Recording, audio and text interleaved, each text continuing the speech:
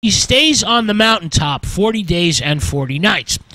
He is in the presence of the Lord. Now, during his absence, the rebellious people, this happens in chapter 32, verses 1 through 35. The rebellious people choose Aaron as their new leader and take their golden earrings and jewelry.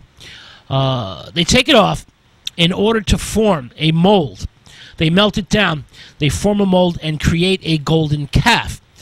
This calf or young bull is a symbol of fertility in the nature religions of the ancient Near East. Now, there's actually 3 golden calves that appear in the Bible. The first is fashioned by Aaron at Sinai as a replacement for both Moses and Yahweh, or as a symbol of Yahweh's power. We don't know which. Now, the second and third golden calves are created by the leader Jeroboam after the division of the kingdom. He's the leader of the northern kingdom, the northern nation Israel. After the succession from Judah, this happens in 931 BC. These 2 golden calves replace the ark, because remember that the ark is housed in Jerusalem, Judah. So Jeroboam creates the golden calves as symbols. These 2 calves are worshipped at Dan and Bethel, and they're symbolic of God's heavenly throne. They replace the ark for the northern nation. Now, the calf in Hebrew means agel. This calf becomes a symbol of Yahweh. Aaron declares a festival of Yahweh. This is, remember, the first golden calf. The second and third golden calves are in the northern kingdom, and they were always worshipped and venerated as symbols of Yahweh. Now, it is unclear, we don't know, if the calf represents Yahweh, if it represents God, or is a supernatural bovine or a supernatural cow on which God rides or stands. Is it the calf of Yahweh, or is it Yahweh is a calf? There's many parallels in ancient Near Eastern art and literature. There's many 3-dimensional sacred images of sacred calves that are made in metal, stone, wood, and clay. But we don't know exactly what it represents. Aaron and the Hebrew people now hold a fertility festival. There's lots of eating, there's lots of drinking, there's lots of sex. This is as a dedication to the new cultic symbol.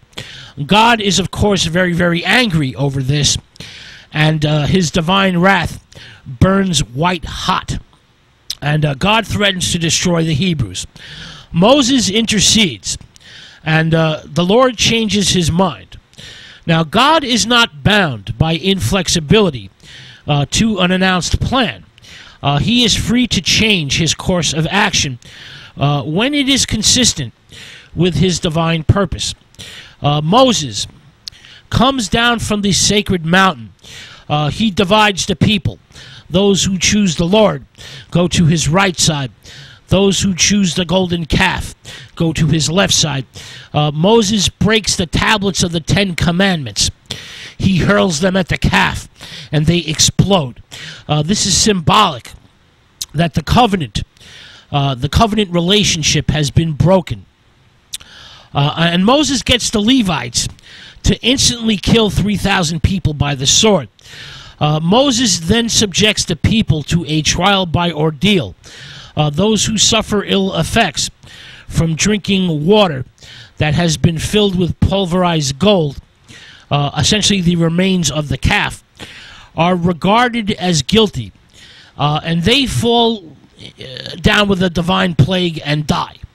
Others are found guilty as well. They're forced to drink molten gold. It's shoved down their throats, or they're stoned to death. Now, Moses rebukes Aaron, who has sinned greatly. Aaron feebly disclaims his responsibility. I didn't do it. He lies, and says that he did not make the golden calf, but that it emerged from the fire all by itself. Now, the question of Aaron's guilt in the episode of the golden calf is a very problematic one. his behavior, the behavior of the people who look for Aaron's leadership, is contrasted very, very negatively in the text. The people have sinned a great sin. We're up to chapter 33 here, verses 1 through 23. Moses now seeks guidance and assurances from God that the Lord will forgive and continue to accompany them despite their folly and sin. God sends an angel, the Lord's representative or alter ego, showing the people that they will not be forsaken. God, however,